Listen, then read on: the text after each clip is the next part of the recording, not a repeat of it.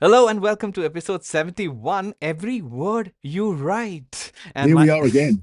yes, and my name is Dr. Kiki. I'm the innovation officer at Trinca and Inago, and I have with me somebody who enjoys the songs written by Sting and the Police a lot. Tony, hi. Hello, Coco. Well, thanks for the introduction. I'm Tony O'Rourke, and I'm Vice President for Partnerships here in Argo. I look after our relationships with publishers and societies. And this episode, as KK mentioned, is called Every Word You Write. What we try and do is to give a link to a song for every episode in terms of the content. So this particular song, Every Word You Write, every song, this particular song is taken from the Police song. Sorry, my phone is going in the background. Yeah. Every Breath You Take, which is a single from their 1983 album Synchronicity, and it's all about, that song is about a kind of it's about stalker, somebody who watches people, the watchful refrain. This is about the scrutiny publishers are having to apply now to the detail Right. of their manuscripts that they receive, misconduct reports, image manipulation, image detection, Mm-hmm. duplication, retractions, etc. Right. And this episode will look at things like retractions, authorship scandals, evolving policy frameworks, how they impact researchers' career. And it's all about how what publishers are doing, and I think important work they're doing to reinforce their role as being a safeguard or a safeguarding trust in the Right. process. Right. And this is, after all, the 71st episode of PubShorts. You can watch all 70 previous episodes on our YouTube channel. You have to find the Inago YouTube channel and search for PubShorts.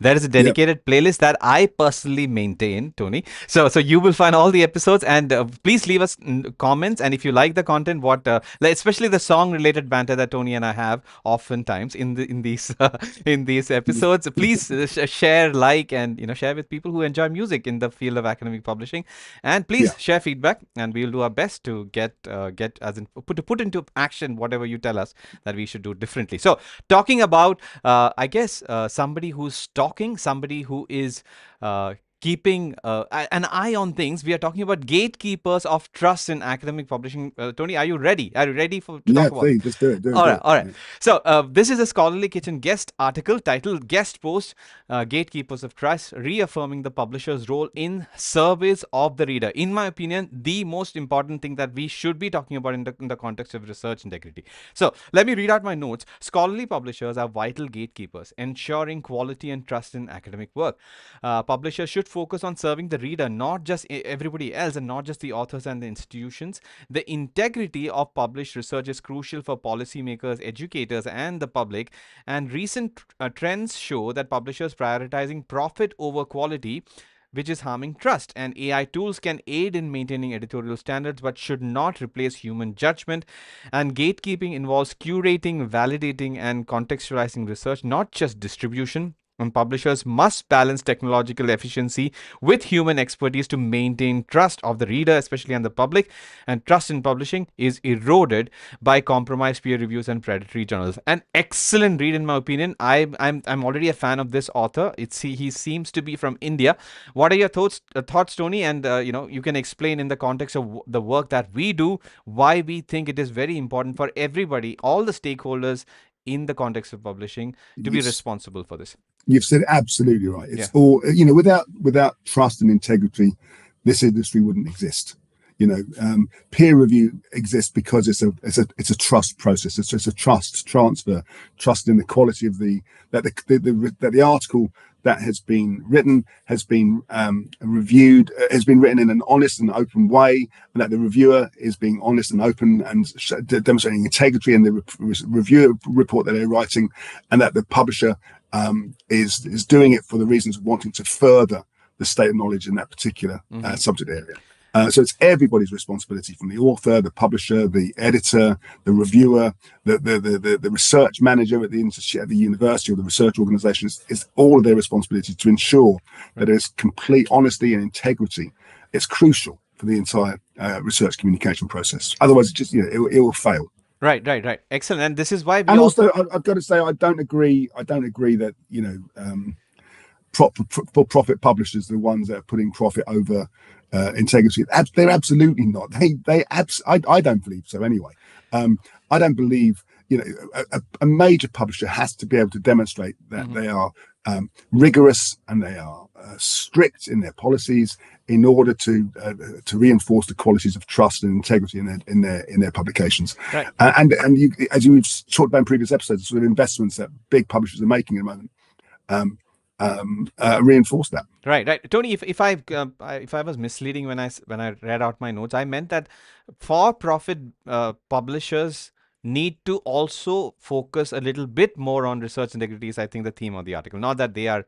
Well, I'm sorry, they are. Yeah. They are. Okay. Fine. And we know that because we're working with publishers in providing sort of research tools, research integrity tools, like our Inago Reports products. We'll be talking to them about our peer review assistant products, for example. We know they're investing in these tools, and if they haven't already done so. Excellent. Thank you, Tony. And moving on to a retraction watch story, very interesting from the point of view of the researcher. So, how do retractions impact researchers' career paths and collaboration? So, apparently, 46% of authors after retraction leave their publishing careers, and retractions impact career paths as well as collaborations, and effects of retractions depend on career stage, field, and the reason for retraction.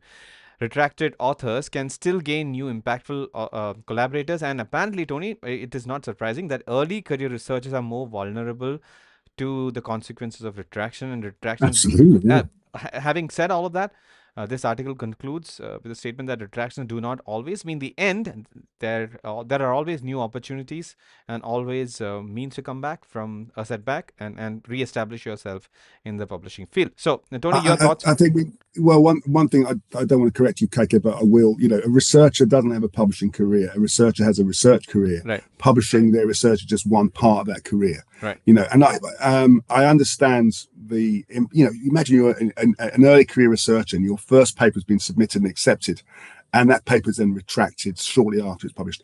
What on earth does that do to your reputation, your immediate reputation, and your long-term reputation, to have that such a bad or perceived as a bad start? Right. I think what this for me reinforces is the importance of playing by the rules and making sure that your paper, as we've said before, that is being written with integrity, with honesty. It's comprehensive, it's thorough. But also, it's equally important to understand, if you are going to be using AI tools, for example, as part of your research communication process, that you're open, you share what the tools they've been using, where you've used those tools. I think we've spoken about this before. And we're supporting a responsible AI movement where we're trying to instill the importance, the essentialness of everybody within the ecosystem to understand what role AI is playing and being open and honest about how it's been used. Right. One of the points that we are very, I guess, very strong in terms of supporting is the fact that we are supporting the STM draft for categorizing AI, as well as pointing out that publishers need to be consistent and clear about the kind of transparency and the disclosures that the researchers have to make in terms of what kind of AI assistants that they have used and what tools, etc. So that is another thing publishers and other, let's say, journals have responsibility in terms of being consistent, not the same, but consistent across fields and subject matters in terms of mandating, I would say, or at least recommending AI assistance, transparencies and disclosures by researchers. So this is another thing. And Tony, is there a place on our website or a page on our website which they can use to in the sense the audience can use to maybe understand more about the responsible AI movement? Yeah, I think you just need to go to the publishers page on inago.com and you should find some information on it there. Excellent. Thank you, Tony. And moving on to the next article, also from Retraction Watch, another Elsevier story. Dozens of Elsevier papers retracted over fake companies and suspicious authorship changes. So I promised, Tony, that I would cover even more variants of research integrity concerns. So this is now fake companies. So what is the story? Since last year, Elsevier retracted about 60 papers linked to fake companies. So you can see the highlighted companies. These are not real companies. These companies often are in the Caucasus region and do not seem to exist, and authorship changes and unverifiable affiliations were common issues in such papers. Some papers had manipulated citations and added authors without contributions. We talked about something similar in the last episode. And Yeah. investigations into these papers were prompted by these inconsistencies, and many papers were linked to companies like Sun Life, Arian, and these obviously do not have any legitimacy. So the article mentions specific researchers and their alleged affiliations with fake companies. Well, this is yet another type of research integrity threat, and it makes it all the more important for everybody, all the stakeholders, to come together and build systems that can at least alert everybody that there are research integrity concerns like this. Yeah. But first of all, there used to be a company called Sun Life because I used to have an insurance policy with them. Right, They were right. one of the UK's largest insurance companies. They were. They don't exist anymore. Oh, look, I mentioned this in the previous episode. If you're a bad actor, if you're looking to generate income through fraudulent activities by creating sort of false content, then this is just another example of their creative thinking. Right. It really reinforces for me the need for publishers, for researchers to use whatever research integrity tools, whether it's Inago's research integrity tools or anybody else's, but use the tools to demonstrate to confirm the legitimacy of your content, and that's your affiliations, the authors, whatever it takes. Is use those tools to reinforce what you're doing. Right, and a related story, another Elsevier story. Unfortunately, Elsevier has removed a journal from Scopus Oh after. no, let's go back. I mean, Elsevier is a large organisation. The fact with that previous paper, Yeah. They said they retracted 60 papers that were linked to companies that don't exist. Elsevier publishes, I can't remember what it is now, over 700,000 papers every single year. The database, the Scopus database, is like 100 million records. Right. They are such tiny proportions. But what it's demonstrating is they're making the investment and the kind of resources available Right. to identify content now, which perhaps 5 years ago, 10 years ago, they weren't able to identify quite in the same way. Right. When those activities were still taking place. So they're doing great work in terms of bringing those papers to the fore. And such great work is reflected in this as well, where scientific sleuths like Anna Abalkina have discovered some research integrity flags with a journal, and this includes issues such as unverifiable editors and fabricated articles. And based on the feedback given, Elsevier has retracted or at least withdrawn the journal from the Scopus database. And so the good news is that I think at least somebody is picking it up, and Elsevier is taking necessary measures. But the overarching theme is that there should be some means to detect this from these such articles from being published, and that's what vendors like us, the Inago and Trinka, the brand, we make research integrity type checks. We are adding to our kitty to make it to a more comprehensive suite. So this is the reason why we need such development, and these type of tools need to be integrated into submission systems so that journal editors can see the flags right at the time when they're doing their journal editorial desk evaluations. Right, Tony? Yeah, absolutely. Right. And I think it just demonstrates the kind of efforts that big publishers like Elsevier are doing to identify these bad actors. Right. Excellent. Thanks. And now, in a related in the sense it is related to retractions, and so Clarivate has made an announcement that Journal Citation Reports 2025 addressing retraction and strengthening research integrity. It's a pretty recent article, I think, from the last week.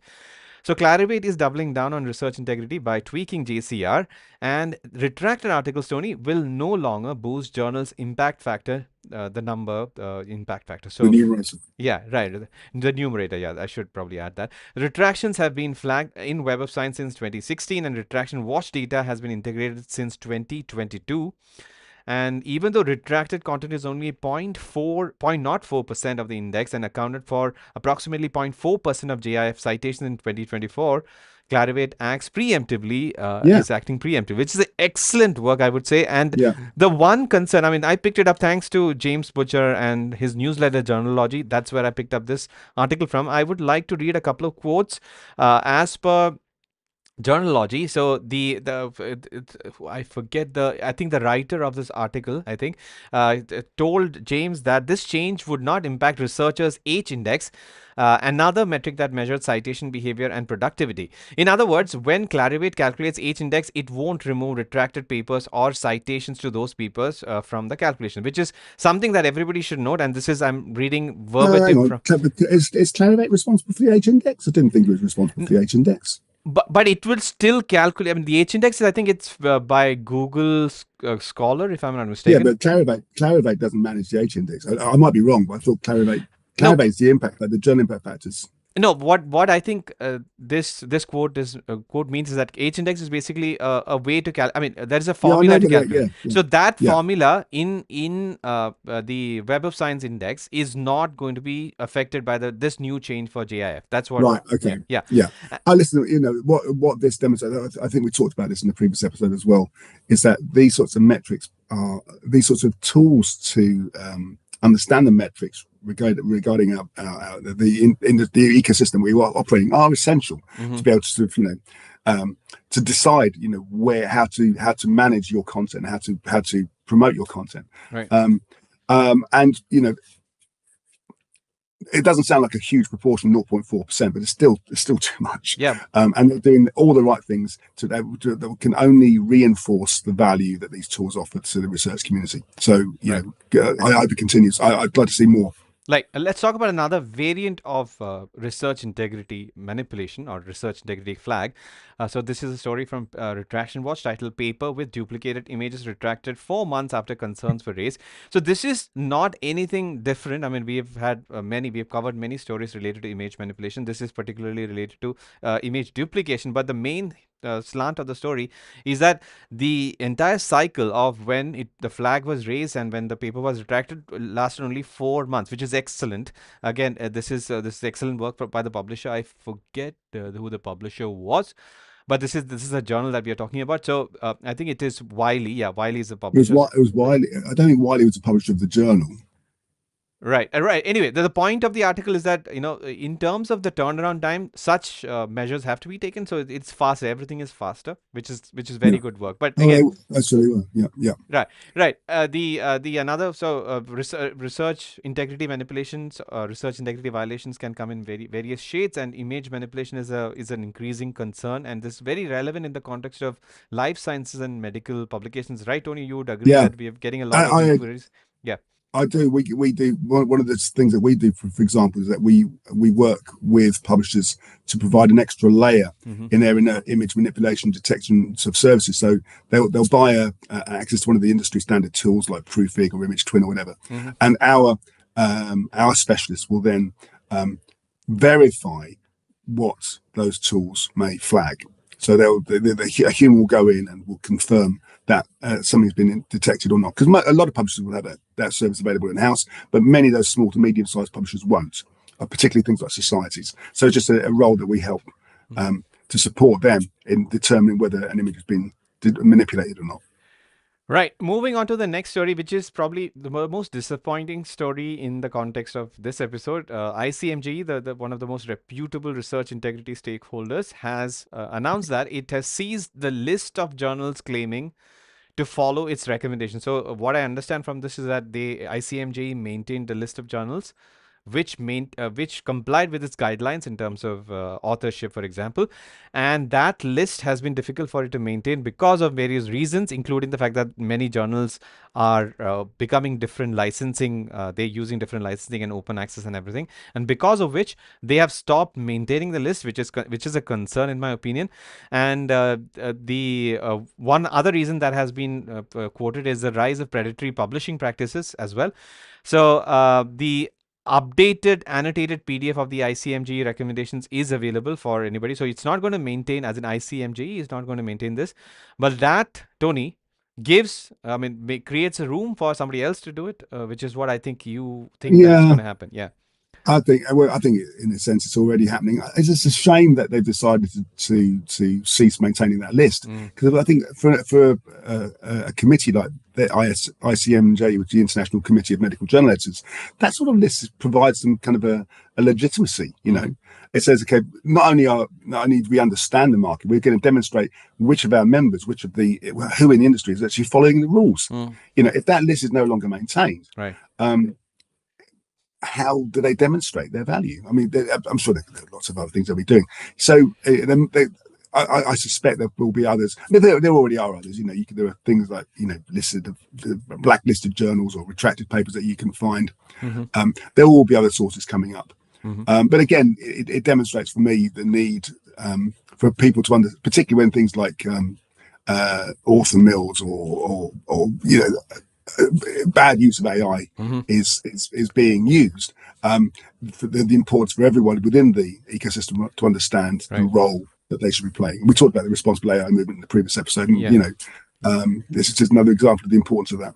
Excellent. All right. So quickly, we have a couple of our main stories before quick hit. So the first one is an opinion career column article published by Nature titled "Dear Editors, Your Publication Delays Are Damaging Our Career." So I'll just summarize it. So the writer is from East Asia, and this is related. The article focuses on career challenges in academia. The highlights of the article are the long publication delays, which took apparently 18 months for the author to publish one paper, and this can impact job application and career progression. Publishing history is very crucial in East Asian academia for career advancement, and such delays can hinder early career researchers the most. So editors, as per the article, play a key role in speeding up or delaying the review process, which again this article indicates why there is a need, because there's the volumes are always increasing, skyrocketing, if you want to use an exaggerated version, but at the same time there needs to be more assistance for editors as well as peer reviewers to improve or to optimize, to make things more efficient in terms of their reviews, both at the editorial desk and peer review. Would you agree to that, Tony? I have every sympathy for the position of this particular author, particularly an early career researcher. Mm-hmm. These are their early papers. These are papers which are going to be the foundations for their careers. And if a key paper like theirs is taking 18 months then to ultimately be published, then clearly it's an issue. Right. But listen, I'm old enough, been in this industry long enough to know that it's not just about time. Right. Good things sometimes take time. Even 20 plus years ago, we were talking about what can we do to increase the point from which we've got the paper, received the paper from the author, to submitting the paper to the reviewer, to making a decision about their papers, at least to give them a chance. And a year wasn't unusual in those days, because sometimes it took that length of time to get the right reviewers, to find the right reviewers, and that's one of the challenges today, is the increasing problem that some publishers are finding in terms of identifying reviewers for papers. We've launched a service about 3 years ago where we provide peer review services where needed, using our expert pool of reviewers when a publisher is unable to find theirs. Right. So it emphasizes the importance of good peer review. It shows how important things like our peer review assistant can be in terms of providing a first step in the peer review process before a second reviewer is actually identified. Because it just accelerates that process. Right. So Tony, again, a relatively sort of thought-provoking and I would say this is one of those articles that I would like to discuss detail with you without me going through the notes. But this is from Wiley and Association of Learner and Professional Society Publishers opinion article titled "Towards Science-Led Publishing." So the authors are sort of contrasting the publisher-led, the current publisher-led model, and they're talking about the science-led model. And the main argument is that the science-led publishing reframes processes around speed, collaboration, and transparency and equity, leveraging preprints, open peer review, and decoupling accept reject from publications. And some of the key points they mention include the recommendation for preprint as a default article type, and the shift away from binary gatekeeping to publish, review, curate PRC models. So I want to pause here. This is all I want to talk about. These are the key things, and preprints being the default article type and the shift to PRC. I want your thoughts on this. Well, okay. One thing we will see the measures that are taking place now to improve the kind of integrity checks that are taking place within peer review. One of the criticisms that have been placed about preprints in the past is that there's no peer review. Right. Yeah. And there's an assumption there's nobody's in the background doing the kind of checks that would happen at peer review. Well, there are, and there's a lot of activity going on in this space. Right. So I think we will see preprints naturally increasing their profile, their position, the view of their importance over the coming months and years, particularly years.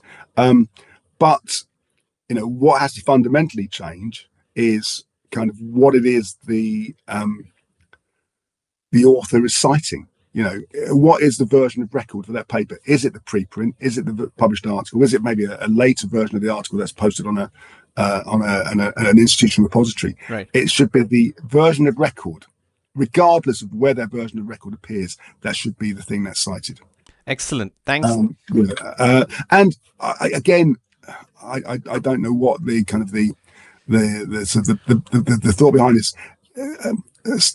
Every one of these major publishers are, the reason why they're making a profit is because they're doing good things. They're promoting their science in the science in a positive way. It is very much science. They're not going to publish bad science. They don't want to publish bad science, for the sake of money. They want to publish good science that's, if at the very least, reinforcing the understanding, the state of knowledge within that particular field, if not advancing it. So although I understand what they're trying to say, I don't fully agree with it. Right. That's okay. I mean, what you mentioned, and everybody is trying to do their best to, I guess, in this context, all the stakeholders are doing their best to publish good science in the right way, but everybody is also trying to also make revenue margins and everything. So those are the things that I think that can get compromised. There's a potential conflict of interest in some of the decisions. And listen, we shouldn't be ashamed of that. There is a role for that. Yes, society journals do things in the right way for the right reasons. Publishers exist to provide services that maybe some of these societies are unable to provide themselves in order to reinforce the integrity, and the value of the journals, the books that they own. Okay. All right. The last major article, very interesting article. It's an open access research article published in BMC Medical Ethics, and it's titled "A Literature Review of Non-Financial Conflicts of Interest in Healthcare Research and Publication." So, as the title indicates, it is obviously not just conflict of interest from a financial point of view that should be sort of evaluated. So, there are 3 questions that drove the analysis. Should competing non-financial interests be considered as COIs just like financial ones? And do such NFCOIs, non-financial COIs, require management? And is disclosure alone sufficient management? And the answers to these questions are 96% that there should be NFCOIs should be considered, and they should be managed. 76% of the respondents said yes, and 55% of the respondents say yes, and finally I think 55% also say. Wait, hold on. Is disclosure alone sufficient? 27% say that it is yes, it is sufficient, but 55% say that it is necessary but insufficient. So basically, there's a lot of focus on whether aspects of conflict of interest, such as personal, academic, political, religious, career, reputational, and advocacy ties, all of these can be conflicts of interest, but not financial. So these also matter, and these should be disclosed, is the general theme of the article. So I'm going to pause here and ask you, do you agree with this? And would this require more sort of, I would say, technical checks related innovation in terms of submission system to detect such things? Yeah, so one of the things that we will provide using our Inago reports tool is if the publisher requires a statement of interest to be a conflict of interest statement to be stated, we'll identify whether that sentence exists within the article. And what we don't do is then drill deep into, okay, let's look at who the author is, let's look at who the funder is, and let's find out, why is the funder supporting this particular program? What measures, what activities do they have that are publicly available that might be seen as being conflicting or complementary to the research that's taking place? And maybe that's something that can develop in the coming months and years in terms of greater transparency. Why is this particular organization funding or supporting this particular piece of research? What were their drivers? And that information to be more commonly available. But in the meantime, as I say, we have tools that will detect at least whether the statement exists. Right. Yeah, interesting. Yeah. No, I hadn't considered it before either. Yeah. All right. So quick hits time. We are sort of running late as per our agreed timeline. So quickly, first one is an article by the Charles Group, and it is titled "Author Marketing in China 2025 trends and insights. Tony, in a nutshell, this is a white paper published by the Charlesworth Group, I think, every year regarding what trends are there in the author marketing space or researcher marketing space in China. It Yeah. focuses on early career researchers, and they have special needs, and they talk about it talks about social media platforms like WeChat, Bilibili, and Zhu are the key. And basically, it gives publishers a deep understanding of how they should market or they should help market research to so that early career researchers, especially in China, benefit. So, any thoughts on this? I know that you've been talking about this a lot. Yeah, so these are our colleagues at the Charlesworth Group. I mean, without wanting to be too biased, but I am. The Charlesworth Group probably one of only 2 or 3 organizations that can truly be considered to be independent experts on the Chinese market for academic publishing.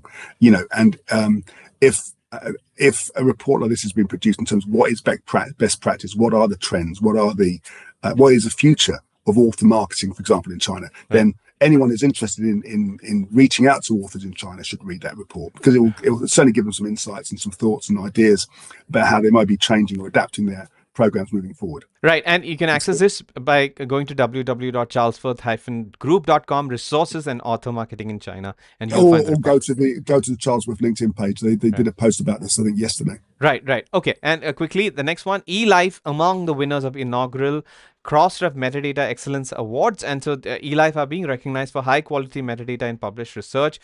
And 98% of the articles have ROR IDs and 99% have authenticated ORCID IDs. So it's excellent work that's being done. And so very well deserved once again for eLife. Any thoughts on this, Tony? Well done to eLife. I have friends who work at eLife. They do some great work. Right. It's absolutely important. What I think the earlier article was saying about, what is the version we were talking about, what is the version of record? The version of record might exist on a repository. Therefore, if it exists on a repository, then you need to have an ROR ID to be able to find that paper. So I can see publishers wanting to emulate the great work that eLife are doing. All right. London School of Economics article time. Is the list of highly cited researchers losing credibility? Obviously, an opinion piece. The basic argument is that the list of, the highly cited researchers, that list has been highlighting global scientific influence at the individual researcher level, and its credibility is being questioned. Initially, it was a descriptive tool. Now it's a high stakes benchmark, and because of which it can be, used by bad actors.